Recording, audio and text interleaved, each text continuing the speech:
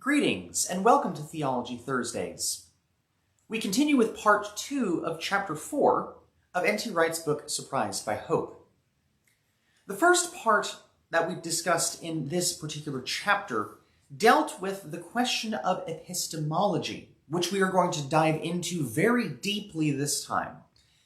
And again, we're going to deal with some philosophical concepts that you might not have been exposed to before, but we're going to take it slowly because anybody can think philosophically and theologically. And at this point in the discussion of the resurrection of Jesus Christ, we begin to deal with what historians have to refer to as the epistemological problem. What N.T. Wright is going to say is caution us from saying that we can necessarily prove beyond the shadow of a doubt from a neutral standpoint the resurrection historically. Now, this might sound strange, but there is a reason why this is important. And it has to do with the bare fact that we as humans make judgment choices. We make choices as to what things we think fits the evidence best. We have to make the leap of faith, so to speak, in saying that either the explanations given for the arguments for the resurrection are cogent, coherent, and are the most likely thing that happened, or we have to say there is another explanation for these things other than what the Bible says happened. In either one of these cases, we have to make judgment calls as to what we think fits the evidence best. And in any particular examination of history, this is the art of interpretation. How do we interpret history and the sources that we have in the ways that are most likely the case and the ways that reach towards the most likely answer to a question? This is, again, emphasizing what we talked about last time. This is a cumulative case argument, using different disciplines, different thoughts, different analyses in order to draw the most likely conclusion. But it's important to say this is not what we would say per se a scientific study. This is not a hypothesize, test, and then reproduce, because history by its very nature cannot be reproduced. To use the example we had last time, Caesar crossed the Rubicon only one time in the manner that he did. It's not that we can go back and test people crossing the Rubicon in various ways, because the meaning and the contextual importance of Caesar crossing the Rubicon cannot be repeated by its very nature. Therefore, we're not dealing with what we would say a scientific methodology in the empirical sense, in the testing of the physical world. Rather, we have to, as best as we can, narratively give the best answer that we can with the evidence that we have. But as it comes to the main arguments that Wright put forward last time, he wants to force us into that position of judgment call. You see, the whole thing that he's building to is that he's laying out a counter-argument against popular conceptions or popular historical conceptions, particularly from the revisionist historian, that the resurrection was simply something that Christians made up. Rather, what Wright is forcing us to deal with is he's making us make the judgment call. He's making us make the judgment call as to whether the evidence that is put forward actually fits what we see in the possibilities of a cumulative case argument. A couple of smaller objections to the resurrection are highlighted in this chapter. And Wright wants to point out these smaller objections in a less thorough manner. And so he's going to quickly highlight the responses that he gives to these things. And he deals with them in a more exhaustive manner in another book of his. But it's helpful to note the smaller objections to the resurrection of Jesus bodily being the actual case historically. 7 of them are what he puts forward as the smaller case arguments, and we're going to deal with them each in turn quickly so that we can get on to the main point of this chapter, which is the epistemological question. How we know what we know, and can we make a judgment call based upon the evidence that we have? Here are the 7 counter-arguments to the resurrection, and Wright's quick responses with a little bit of my own commentary put on top of that. Number 1. Jesus didn't really die. Someone gave him a drug that made him look like dead, and he revived in the tomb. Answer. Roman soldiers knew how to kill people. No disciple would have been fooled by a half-drugged, beat-up Jesus into thinking he'd defeated death and inaugurated the kingdom. Wright points out something very obvious about this historically, which is that the cross is a Roman form of public execution. Roman soldiers who were in charge of crucifixions understood that what they were doing was killing people in a public act of showing what will happen if you defy the Roman Empire. Obviously, what this means is that the people who are on the cross died publicly, where people could observe this. And the thing is that, as Wright kind of snidely points out, Roman soldiers were experts in death. They knew how to kill people. And in fact, there are many different sources you can read about what crucifixion actually does to the body, where you actually die by asphyxiation and not by anything else. You are in incredible pain, constant pain, and you actually have to support yourself by your arm strength pulling against these nails that are in your hands. So in order to keep yourself alive in this case, you have to actually rip your hands in order to keep your body from asphyxiating. So Roman soldiers knew how to kill people, and they also darn knew it when people are dead. And so this is a very far-fetched sort of shoehorning in this idea of Jesus simply being drugged. But he also points out that Jesus being beat up and drugged and things like that would have no bearing on the bodily resurrection. Because if Jesus didn't die and was just in, regular old normal body, that's not anything unusual for the disciples. What they have to deal with is if Jesus really did die and really did come back bodily in the manner in which Christ did, in an augmented fashion, disappearing through walls, having the scars of the crucifixion on him, appearing in miraculous circumstances and things like that, ascending into heaven, so on and so forth. That would make no sense if Jesus didn't really suffer death under the cross. And it also makes no historical sense for Roman soldiers to make an exception in this particular case when they're dealing with a Jewish radical that is saying he is the Son of God, just like Caesar Augustus did. That would make no sense for the Roman soldiers in charge of Jesus' crucifixion to make some sort of exception in this case. Number 2, when the women went to the tomb, they met someone else, perhaps James, Jesus' brother, who looked like him, and in the half-light they thought it was Jesus himself. Answer, they would have noticed soon enough.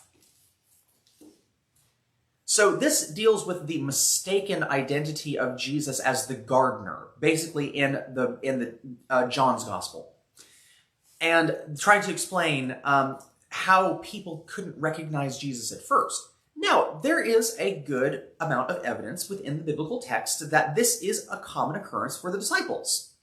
The disciples, even as it says when Jesus was getting ready for his ascension, it even says in the Gospels that some of the closest disciples were worshiping but also disbelieving at the same time. So they didn't know what to do with this. But also, we have the road to Emmaus in the Gospel of St. Luke, where the 2 disciples on the way to this little town Emmaus don't recognize Jesus. They were there at Jerusalem, they knew the crucifixion happened, but they didn't recognize Jesus in his bodily resurrection. However, mistaking Jesus for one of his brothers, James specifically, is one of those things that doesn't make sense unless you only see Jesus one time. So like you can mistake someone for a conversation you had if you're not able to see them clearly. Yeah, we could understand that. However, the problem is Jesus appeared to his disciples over a long period of time. He doesn't just appear to the disciples one time. He meets them on the side of Galilee for a breakfast of fish. He appears to them in the upper chamber locked in a room. And it says, especially in St. Paul, that Paul and the disciples, that the tradition that Paul received, Jesus appeared to many, many disciples, 500 or more disciples at one time. And so this was a widespread phenomenon that was not simply confined to a few people and then spread out from those people, but rather this was something that occurred over a period of time. And like N.T. Wright said, when you mistake someone for their sibling, you will notice soon enough that they are not the same person, whether it be mannerism or whether it be physical characteristics, probably a combination of both. 3. Jesus only appeared to people who believed in him.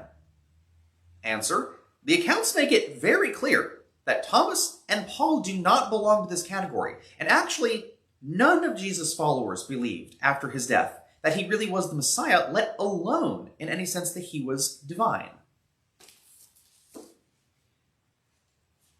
This is a very important point, because one of the things that we deal with historically, like we did, is the concept of bias. You know how we talked about cognitive dissonance last time. If you didn't watch the previous episode, go back and watch Chapter 4, Part 1. But the cognitive dissonance, meaning that we really wish and believe that Jesus is still alive despite all evidence to the contrary, that is a factor that we could potentially say is a part of the bias of, well, Jesus only appeared to his disciples who believed. Except that the Gospels make really clear that the disciples did not believe he was coming back. They understood, like we have already talked about over and over, they understood the language of Jesus Messiah. They believed he was the Messiah. However, there is a distinction between believing that he's the Messiah in the first century sense and believing that Jesus would bodily come back from the dead in time. That is something that no disciple expected. Not even the women going to the tomb. Again, in the burial practice that we talked about in the first part of this chapter, the women were going to the tomb not because they were going for any other reason than to bury the body. They couldn't anoint Jesus with the spices because they didn't have time before the Sabbath. And so the thing is that the women going to the tomb was a part of the burial practice. None of the disciples expected Jesus to come back. They also would not be in the believing crowd because no one was. Rather, they were in the believing crowd when they saw it, when they witnessed it, and when they had no other explanation for what they were experiencing than, by golly, this did in fact happen. Number 4, the accounts we have are biased. Answer: so is all of history, all journalism. Every photo is taken by somebody from some angle. The charge of bias is an interesting charge, and for some reason, the charge of bias seems to be very commonly simply accepted as it comes to biblical text, when it comes to religious belief. Oh, well, that's just a biased belief because you already are biased to believing that. Guess what? Those who believe in scientific empiricism, the belief that there is only things that exist in the universe that are measurable, there's nothing that's not measurable, they have a certain bias. They are biased to believe there is nothing outside of the material realm that really exists. Everything that is what we would say immaterial, whether that be love or emotion or justice or philosophy, are simply a product of our biology, they would say. Except that is a judgment call. But I do want to drop a little pin on this. Philosophers for the past 50 years, even atheist philosophers, have cautioned very strongly that scientific empiricism is actually just as indefensible as some other philosophical positions. This common understanding that there's only the material and the physical, which, by the way, is a purely Western idea, is also, at least in a lot of cases, indefensible in some cases. In fact, there are many philosophers that point out scientific empiricism cannot explain our sense of justice. That in fact, if it's only scientific empiricism, that everything is relative and we should not have the moral sense. We should not have this sense of justice. And therefore we have to go another route when we start talking about how we got the sense of justice, or whether we can actually say that there are actual values that we can justly rule on that are not simply relative, or not simply agreed upon by the society. So scientific empiricism is on just as shaky a ground epistemologically as some others that are commonly thrown under the bus, so to speak. So if you ever get the charge that, well, the Bible's just biased, guess what?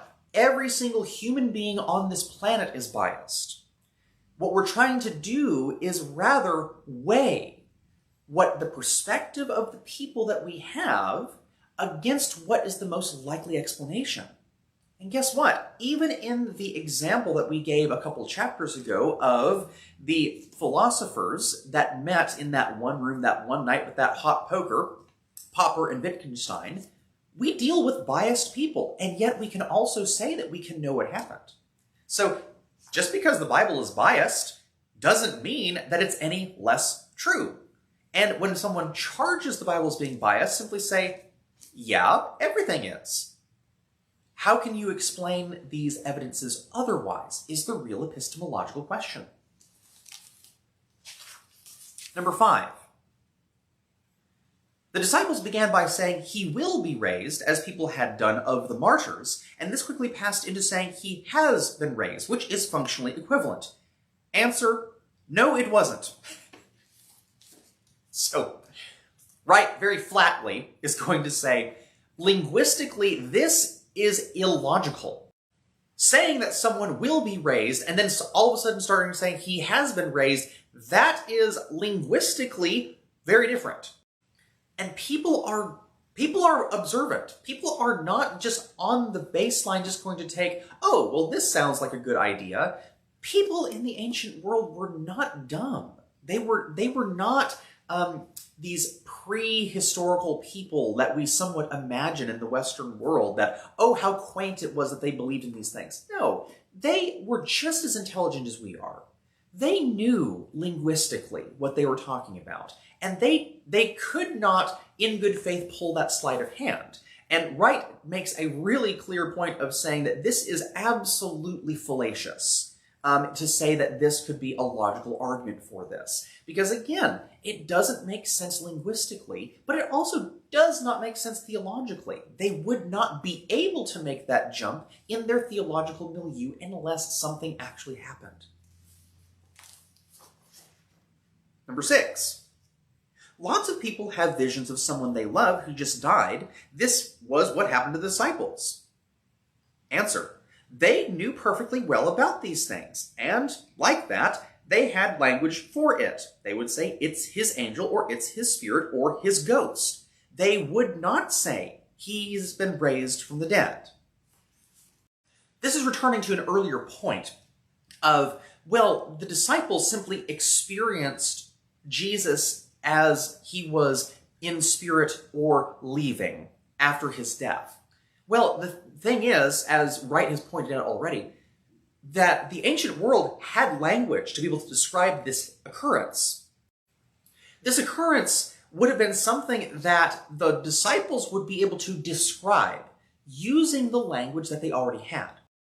However, the language they would not have used would have been Christos anesti, which is Christ has been raised, or Christ has been raised from the dead. And again, anesti is one of the declensions of that word anastasis, resurrection.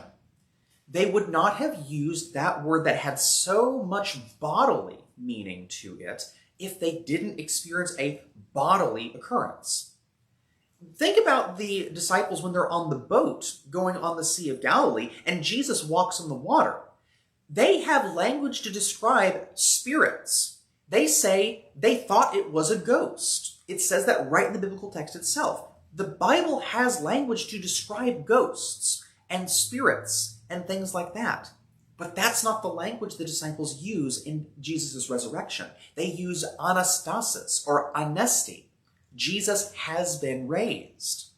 And so it doesn't make sense in that choice of language within all of the Gospels and in all of Paul and all of the New Testament if there wasn't a bodily aspect to what happened. Number 7. Perhaps most popular, what happened was that they had some sort of rich spiritual experience, which they interpreted through Jewish categories. Jesus, after all, really was alive spiritually, and they were still in touch with him. Answer: that is simply a description of a noble death followed by a Platonic immortality. Resurrection was and is the defeat of death, not simply a nicer description of it. And it's something that happens some while after the moment of death, not immediately. So this idea of rich spiritual experience, it's similar to the witnessing Jesus' spirit, but it's more specific than that, because they had a spiritual experience and therefore they had to interpret it through Jewish categories. And through Jewish categories, basically what we're saying is that the Jewish category of life after death involves the bodily resurrection at the end of the age. So they import this concept of bodily resurrection at the end of the age to describe what they spiritually experienced. Now, Wright, again, pushes back on this idea of spiritual experience merely because what that functionally does, practically what that does, is simply re-describe what death is rather than the confession of the New Testament, which is that Christ has overturned death itself. This is what Paul flatly says in several of his letters. And so there would not have been a forceful push for this idea of death no longer has dominion, as Paul would say, if it was simply a re-description of death. But, however, one of the things that we are going to start talking about, though, is that this final description, this number 7, is really, really common in modern day Europe and United States of America.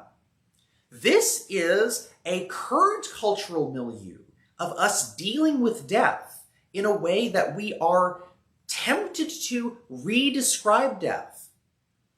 How often have you heard it said that, well, the person that died, oh, I know that that they are still with us and that they have gone to a better place.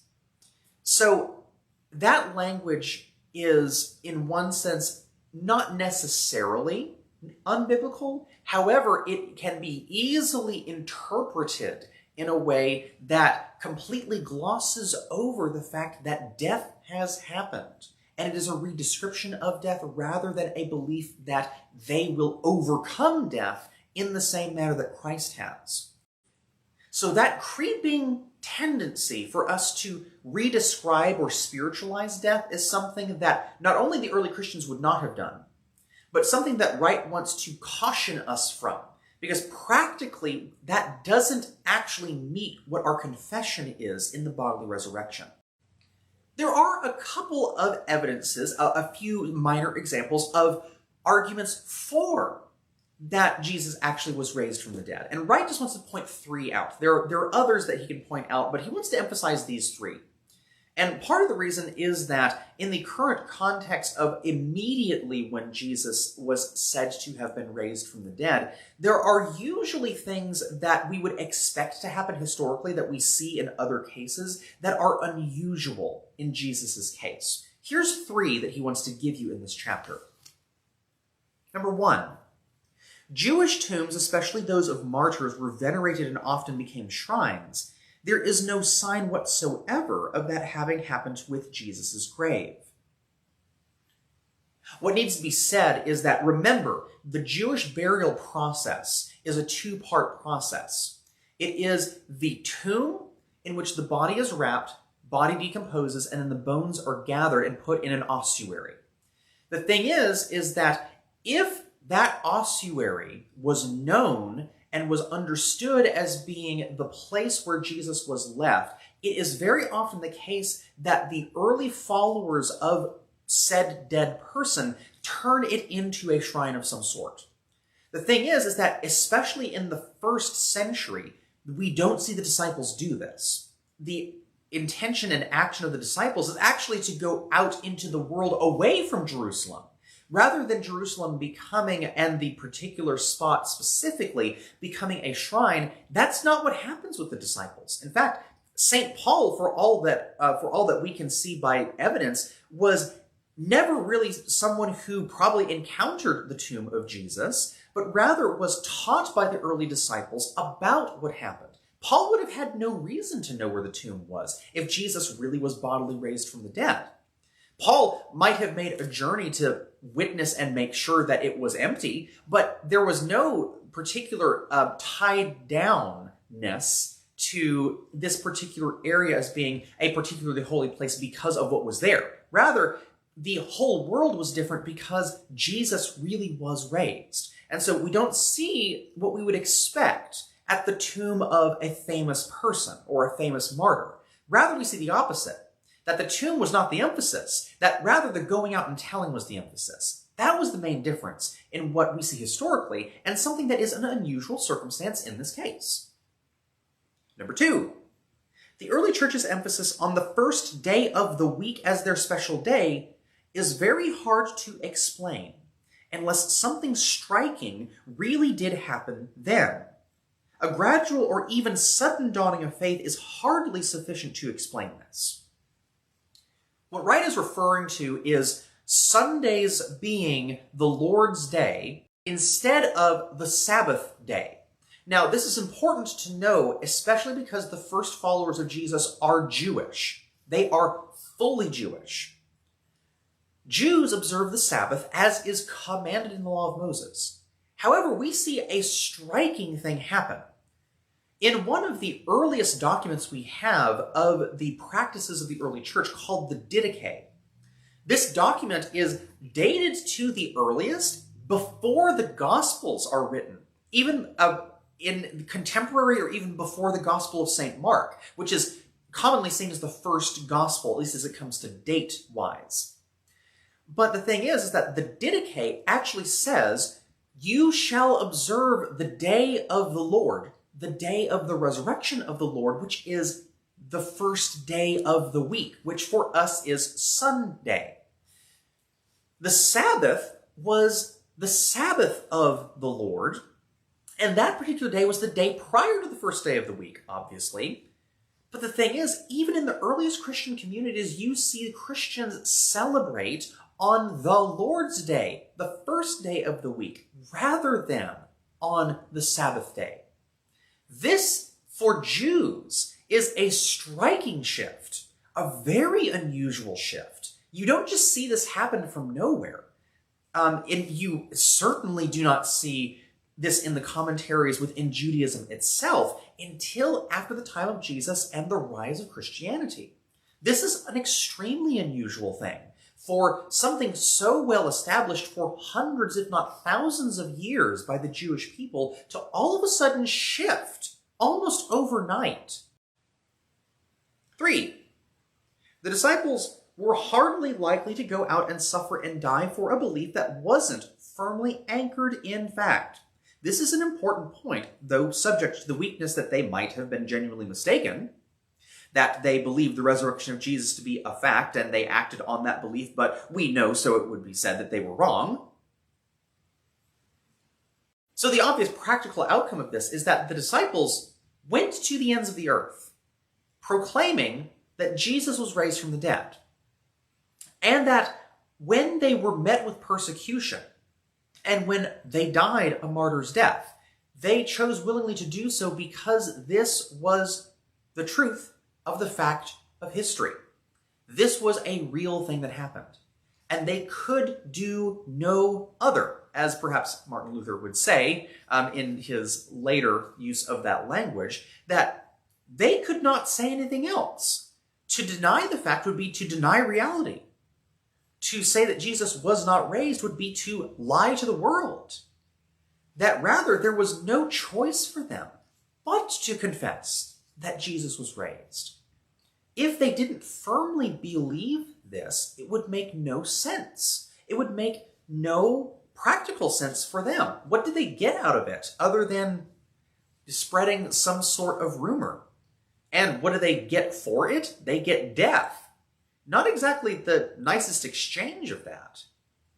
Wright, again, wants to say that this is not to say that it's not a possibility that they were mistaken. However, cumulative case, again, cumulative case, the evidence doesn't point us towards that they were mistaken. The evidence points towards that there really was something that happened that they could not help but go and tell the world about.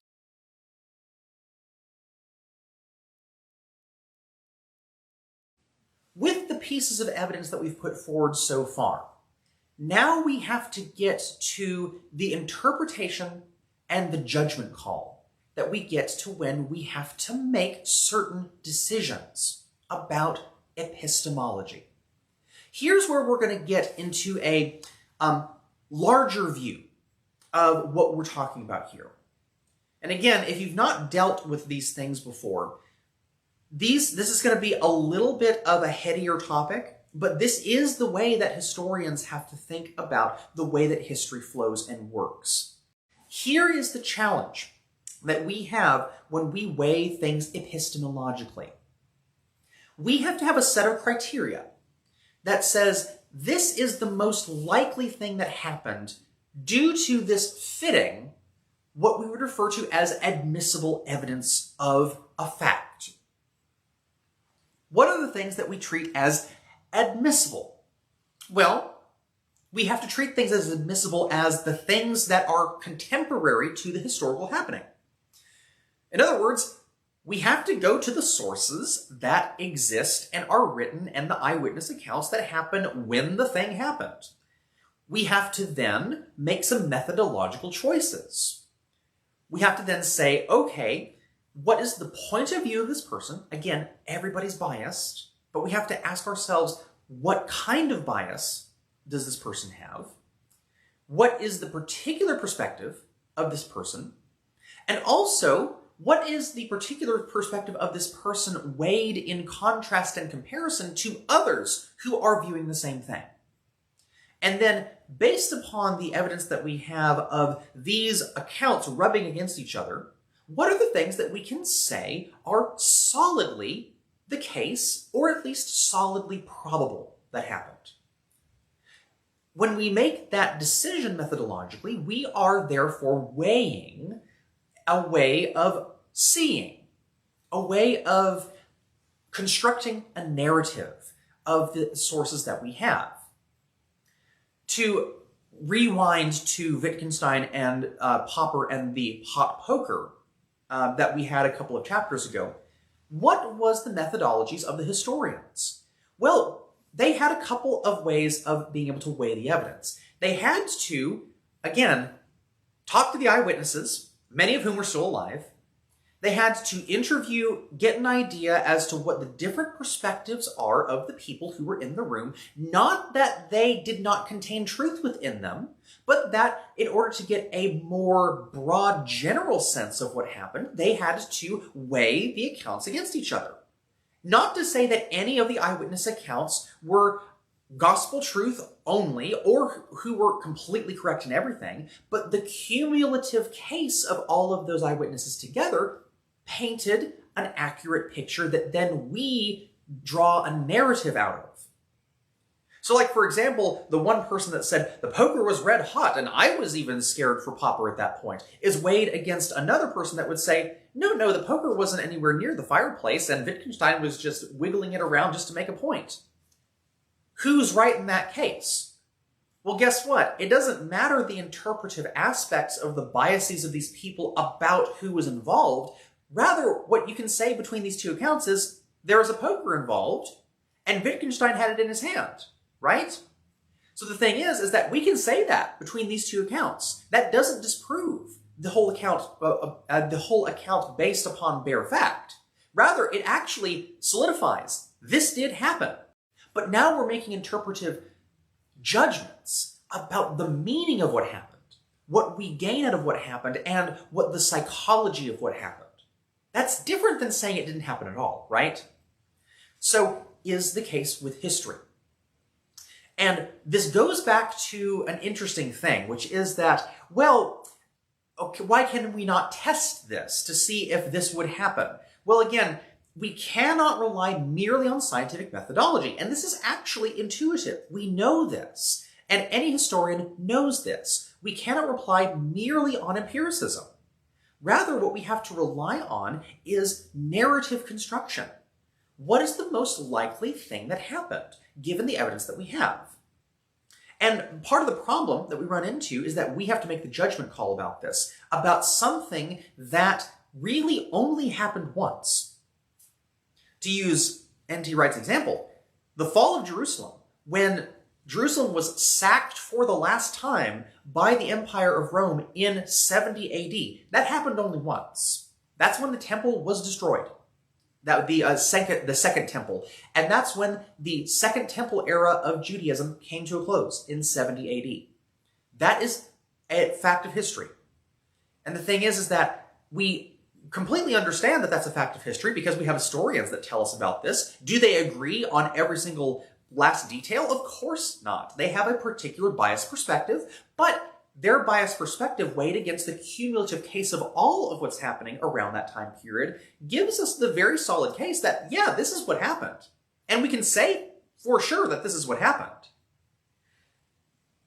So when we get to the biblical text, there's an interesting thing that happens because it's a religious document, but also a religious document that has claims on history. There is a common quip that you'll hear. You probably will hear people will say, well, we don't believe that that sort of thing can happen anymore. That's just what they thought could happen.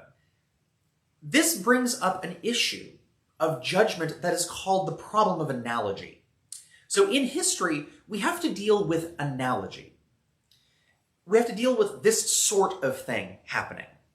To make a parallel comparison between Caesar's crossing of the Rubicon and the sacking of Jerusalem in 70, one of the things that we have to do is what sort of thing happened when Caesar crossed the Rubicon? Well, it was a sort of thing that happens when emperors, in a military show of force, enter into a city and are welcomed rather than resisted by military force. So we can say that this can analogically apply to others who, quote unquote, cross the Rubicon and make the same sort of roll of the dice that Caesar did when Julius Caesar became the imperator of Rome, the first emperor of Rome. So we analogically can say that this is something we see historically, and we can maybe say that, okay, this sort of thing happens as it comes to changes of power, as it comes to the operations of empire, things like that, such as the sack of Jerusalem in AD 70, a rebellion against an empire that is powerful, and that empire wanting to keep order crushes ultimately the resistance and completely wipes out the cultural heritage of the people, such as the temple in Jerusalem. So we can say that this analogically can apply to empire or state or whatever that attempts to crush resistance. We can say that this is analogically what we can see happening in other places in history, not simply confined to this one point. However, the problem of analogy is that it never quite is descriptive enough. There never really will be again a crossing of the Rubicon. There never really will be again the sack of Jerusalem in AD 70. There are things that analogically we can say are types of these things, but we can't really say that these are exactly the same situation. So is the problem of analogy when we talk about the resurrection. The problem of saying, well, we don't believe that that sort of thing can happen anymore is the problem of analogy.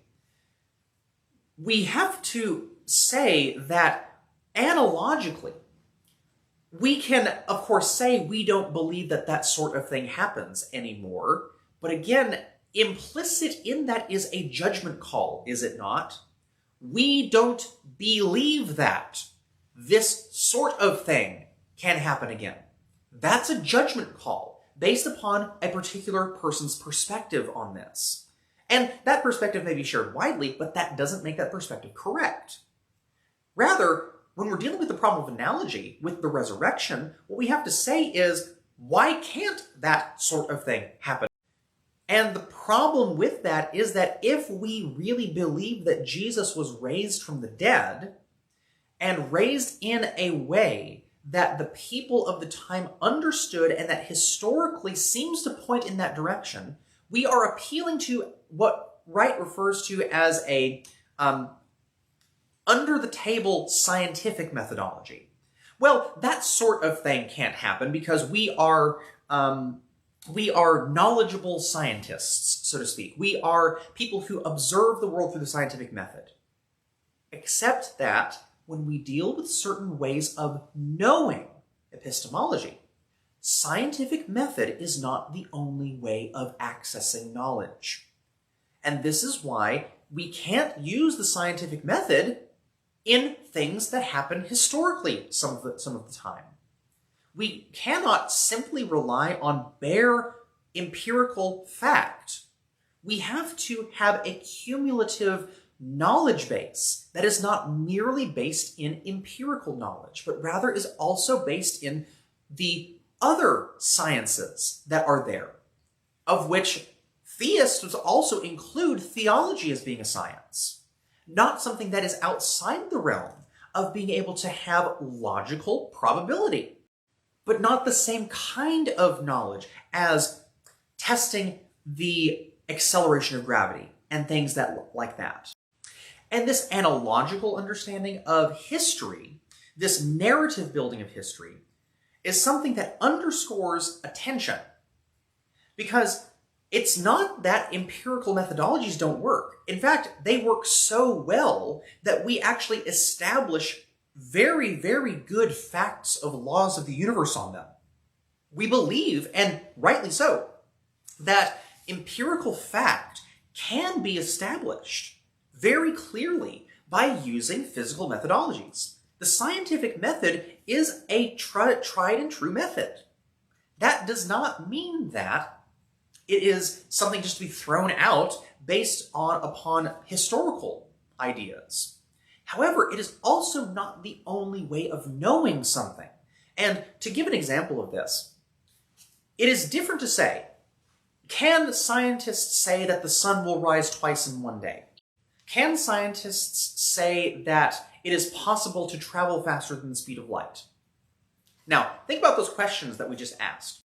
Those are questions appropriate for scientific methodology because it involves testing, hypothesizing, repeating, demonstrating, theorizing, building a knowledge base based upon those things that can be tested.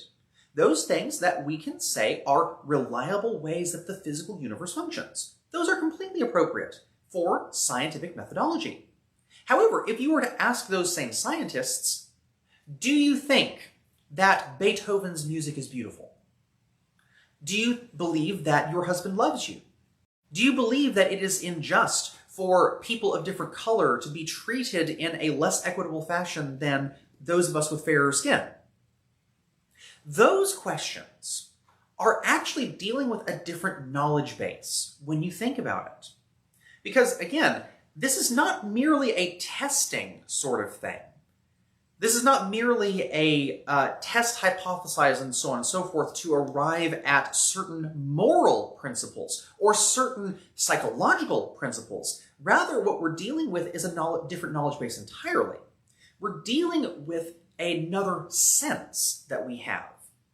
One of them is the moral sense, and philosophers have written all kinds of things over the moral sense as being a distinct sense from merely empirical ideas of knowledge.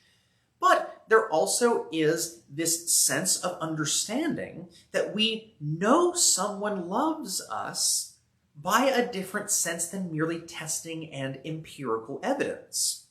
It's not how much hormones someone has, what someone's attractiveness is, and measuring by all of these other characteristics.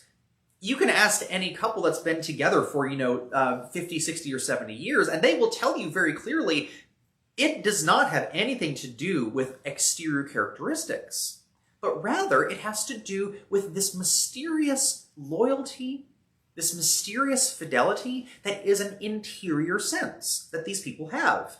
In fact, older married couples are always really funny because when you ask them, how have you been married for so long, they sort of give this answer of, I'm not entirely sure, which is it's both kind of surprising perhaps, but also I think it's very genuine because there's not anything explanatorily that we can say gives this more or less of an empirical value, but rather there is an interior sort of sense and value that understands that fidelity, loyalty, and these things are good for this relationship, regardless of what the empirical testing of science might say about this.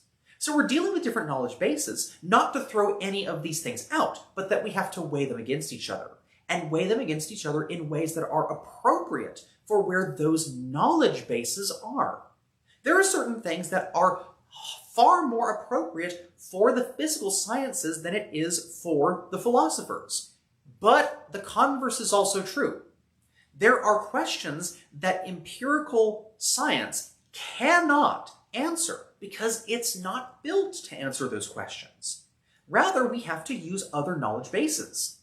The moral sense, the sense of narrative and beauty, this other sense, the sense of the humanities, the study of the humanities, as some people might say. That is a sense of how we make sense of the universe, just as important as the way we make sense scientifically of the universe.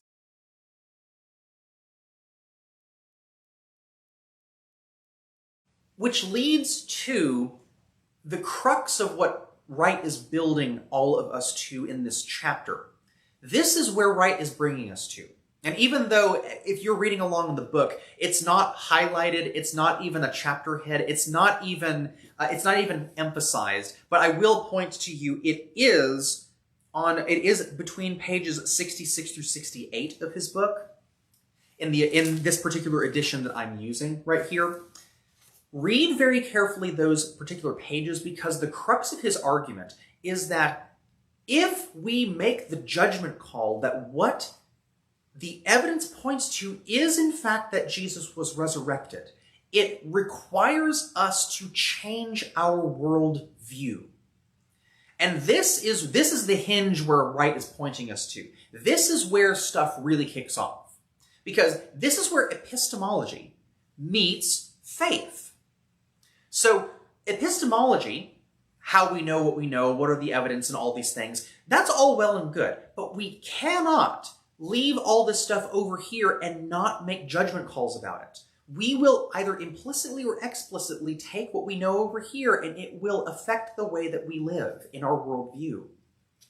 But what Wright wants to say is that if you go the route of saying, well, even though narratively the evidence put forward that Wright puts forward is perhaps interesting arguments pro-resurrection, there are evidences con-resurrection that seem to hold more explanatory value in my judgment.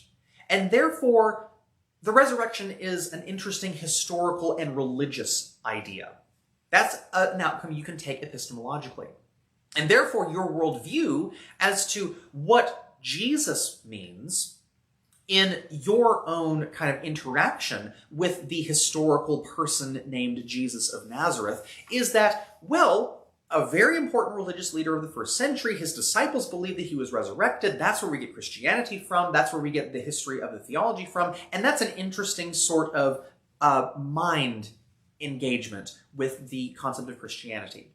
However, if you make the judgment that what the evidence points to historically, narratively, cumulative case actually points to a real historical happening of a person that really was resurrected, that really did get up out of the grave and walk again, and really did leave and really has done what the Bible says it does, we by necessity must change the way that we see the world.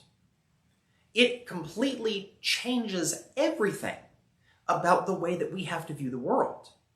Because if we believe that this actually happened, but we also have a historical responsibility, we have an ethical responsibility, we have an evangelical responsibility to make sure that this truth about the world is recognized as truth. We are actually put in the driver's seat in this particular case, epistemologically, if we make the jump of faith, and say, this is in fact what happened, based upon this evidence that we have put and the narrative that I believe most closely fits the case. It necessarily changes the way we see the world, and it necessarily changes the way we must live. Or else, if it doesn't change anything and we hold that as being true, do we really believe it? Or do we kind of subtly hold a arm's length hold on Jesus? That is the main thing that Wright wants to push us to. There is no middle ground on this. When we make that epistemological jump into what he would call the world of faith, that is something that requires us to think differently and to do differently. But this particular epistemological jump is not without analogy. So again, returning to the idea of analogy in history, we have analogy for Caesar, analogy for the sack of Jerusalem, but we also have analogy for this epistemological jump, even within Holy Scripture itself. Wright wants to point you towards a couple of what he would say are analogical ways we can think about the way that our worldview changes when we accept this particular narrative evidence that Jesus really was raised. And we find this within the Gospels. Take the epistemological analogy of Thomas, the apostle. Remember, Thomas in the Gospels is one of Jesus's close disciples. Thomas is one of the 12. And Thomas is not present when Jesus first appears to the disciples in the locked room. The disciples saw Jesus in his resurrection. But when they told Thomas, what did Thomas say? Thomas responded, I will not believe until I'm able to see the evidence, until I'm able to see the marks, and until I'm able to put my hand in the marks, until I'm able to touch his side that was pierced. I will not believe until I'm able to see this. This analogy of St. Thomas can serve as an epistemological scientist analogy. In other words, I need to see the evidence, the physical evidence, touch the physical evidence, understand the physical evidence, see with my own eyes, and be able to weigh that as evidence. And I will not believe until I see it. Thomas demands physical evidence.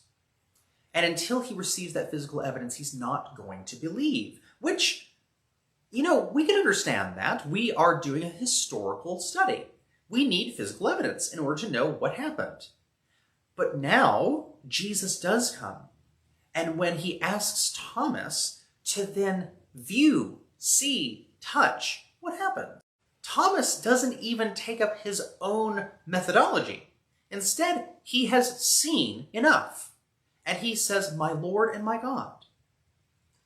The epistemological jump that Thomas has to make is the one in which he actually observes evidence that this actually has happened. An actual personal evidence of his Lord and Savior that really did have the markings of the crucifixion.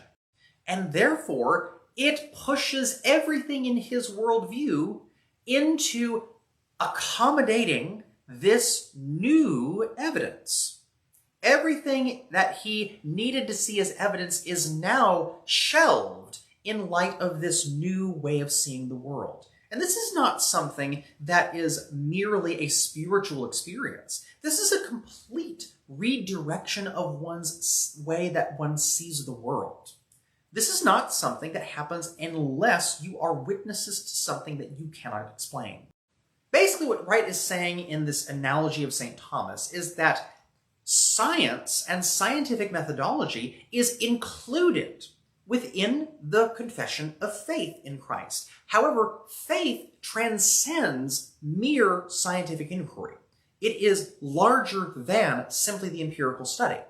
And Thomas's analogy of someone who seeks physical evidence and actually receives the physical evidence, that is undergirding his already rich cumulative case that he has understood, and it all synthesizes in the way that the bodily resurrection has to reorient the way he understands the world.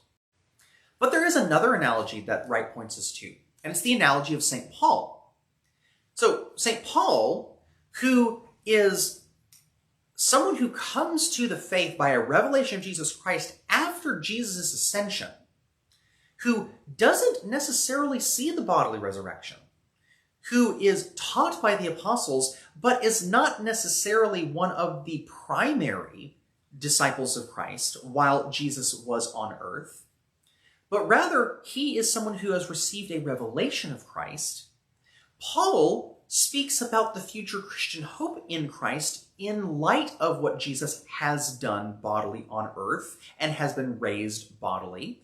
But it's not just wishful thinking. It's an actual hope based upon something that Paul believes is a real happening. And this is something that is a theology of hope, of that we have hope in what Jesus has accomplished, even though we might not necessarily have access to that specific event when it happened more than 2,000 years ago. So we have to also be in that line of hope, the epistemological analogy of not necessarily being there present, but believing the report and the witness of those who were. That is what our future hope is in what Jesus has done. Which leads us to St. Peter. Peter, who has one of the more tumultuous experiences as a disciple of Jesus Christ, confesses Jesus as Messiah, is applauded by Christ, and only right after that happens, when Jesus says he will die and will be bodily raised, Peter rebukes him. And then of course we know what the rest of the story is. Jesus says, "Get behind me, Satan. You're setting your minds on earthly things, not on heavenly things." And also, as we see Peter when he is in the courtyard trying to get, an audience next to where Jesus' trial is happening, the people recognize him as a disciple of Jesus, and he denies that he even knows Jesus. And of course, what happens after the 3 days? Peter is one of the disciples that run to the tomb to see it empty, and he doesn't know what to do with it. In fact, he even goes back to fishing. And then Jesus finds him on that shore and restores him. "Peter, do you love me?" "Yes, Lord, I love you."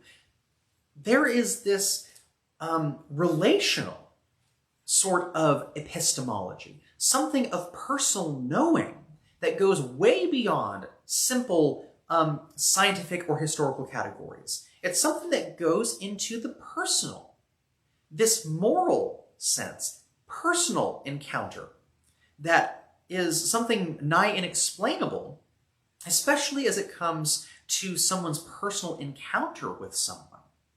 But again, the analogy of Peter is something that is analogically the case for Christians. We don't have restriction from Christ anymore, but rather Christ ministers always and everywhere because Christ is the Son of God.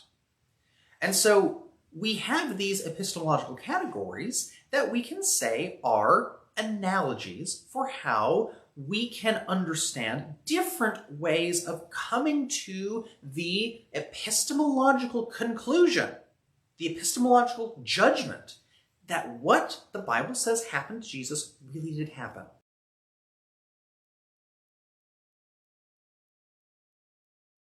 In conclusion of the chapter, Wright notes that we live in a culture of skepticism. And we have lived in a culture of skepticism about the supernatural for much, much, much longer than just our lifetimes. We've been living in a culture of skepticism for really the past 300 years. And skepticism specifically over supernatural things. It was unfashionable in the 1700s to believe in this idea that somehow God acts supernaturally in the world. In fact, one of the famous mathematicians named Laplace once retorted to someone who asked him about God. He said, "I have no need of that hypothesis." So, if we can explain the world without God, why do we need God? Well, again, we live in a culture of skepticism, but Wright wants to forcefully say skepticism is not unbiased. To rely on this idea of, well, I just don't know about that, is not a neutral position. That is a position one has made a judgment about. And so that doesn't release someone from being on the hook for making a judgment call about a historical happening. Simply waving our hands and saying, well, that's a religious thing, I don't know about that, is historically not to engage. And that is itself a judgment. That is not unbiased. That is the very identity of bias. And so when we deal with skepticism, what we have to deal with is the challenge that historically, if Jesus was raised from the dead, our skepticism itself is threatened. And that's unsettling. That's not pleasant. And unfortunately, for all of us, that does not leave us as neutral actors. We make active decisions based upon whether this happened or not. And there is no middle. We either believe that Jesus is raised and that the world is different because of it, or we make the choice that Jesus is not raised, and therefore our worldview that we put in that place is the way that we live. And we have to be honest with ourselves about that. But one of the other things that Wright wants to point out is this wonderful little part of Oscar Wilde's play Salome, in that if the dead are raised, death is indeed the weapon of the tyrant. If the dead are raised, those who are powerful in the world have had their last weapon removed from them. If the dead are raised, no dictator or tyrant or king or anybody in political power in the world now has final authority over someone's destiny. But instead, the final weapon that keeps them in power has been removed from them, and in fact has been overturned completely. In this wonderful little scene, Wright wants to paint a picture for you as to an imaginary idea of what Jesus was doing as Herod is looking on with his courtier. Listen to this wonderful little picture that is painted. Herod hears reports that Jesus of Nazareth has been raising the dead. "I do not wish for him to do that," says Herod. "I forbid him to do that. I allow no man to raise the dead. This man must be found and told that I forbid him to raise the dead." There is a bluster of the tyrant who knows his power is threatened. And I hear the same tone of voice, not just in the politicians who want to carve up the world to their own advantage, but also in the intellectual traditions that have gone along for the ride. But Wilde's next haunting line is the real crunch. "For us as for Herod. Where is this man?" demands Herod. "He is in every place, my lord," replies the courtier, "but it is hard to find him." If Jesus has been raised, the world will never be the same.